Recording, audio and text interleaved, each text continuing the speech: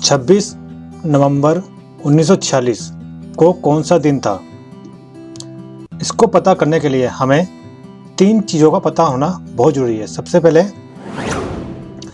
Leap year. Leap year ऐसा year जिसमें 366 दिन होते हैं, उस हम क्या बोलते हैं? Leap year. और अगर हम इसको 7 से भाग करेंगे तो कितना शेष बचेगा? 2।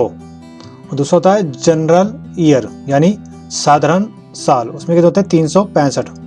अगर उसको 7 से भाग करते हैं तो कितना रिमाइंडर आता है या कितना शेष फल आता है? 1।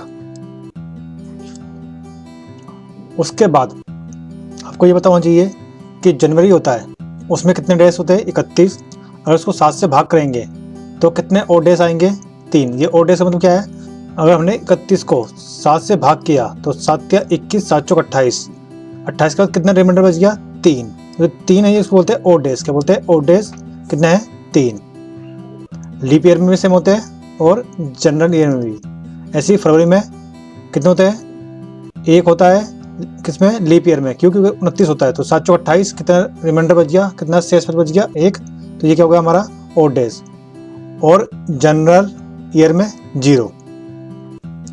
ऐसे ही मार्च में, अप्रैल में, मई में, जून में, जुलाई में, अगस्त में, सितंबर में, अक्टूबर में, नवंबर, दिसंबर, इसमें कितने और डेज होते हैं? 3 2 3 2 3 3 2 3 2 3।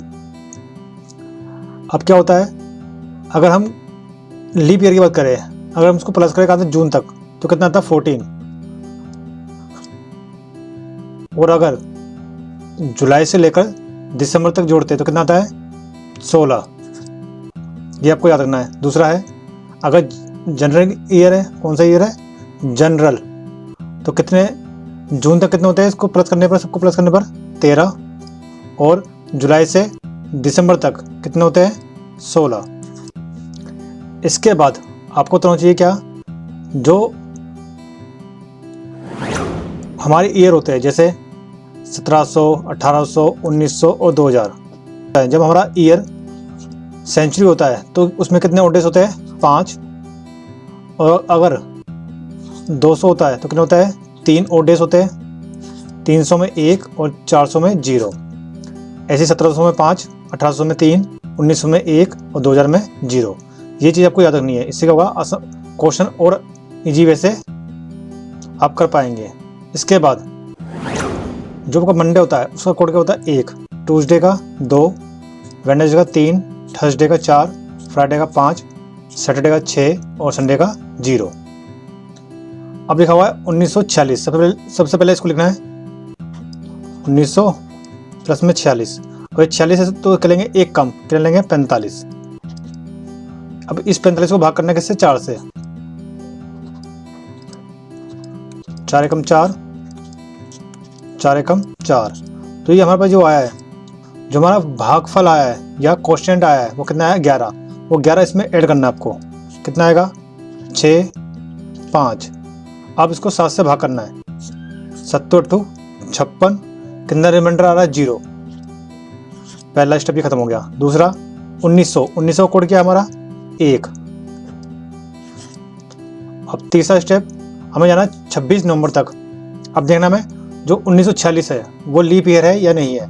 अब ये 46 होता है, अगर हम इसको 4 से भाग करें क्या ये पूरा 4 से कट जाएगा? नहीं कटेगा। अगर नहीं कट रहा तो ये लीप ईयर नहीं है। अगर कट जाता तो ये लीप ईयर होता। अब कहाँ तक जाना है? नवंबर तक। कौन सा ईयर है? जनरल। अब इसको यहाँ तक जमा करना, कहाँ तक करना जमा में? नवंबर तक जाना है।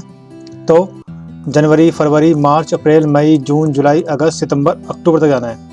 तो हमें पता है कि जो जून तक होते कितने होते? 13। 13 में 3 जोड़ेंगे कितना आएगा? 16। 16 में 3 जोड़ेंगे 19। 19 में 2 जोड़ेंगे 21। 21 में 3 जोड़ेंगे 24। तो हम कहाँ पहुँच गए? 24। 24 ये है और 26 ये है, इन दोनों को प्लस करने में कितना आएगा? 50। अब 50 को भाग करेंगे कैसे? 7 से। 7 7 49, 1 बच गया रिमाइंडर। हमारे पास क्या आ गया? 1 आ गया, और ये 1 और 0, इन तीनों को जमा करने में कितना आएगा? 2 आएगा। तो 2 का कोड क्या था हमारा? ट्यूसडे।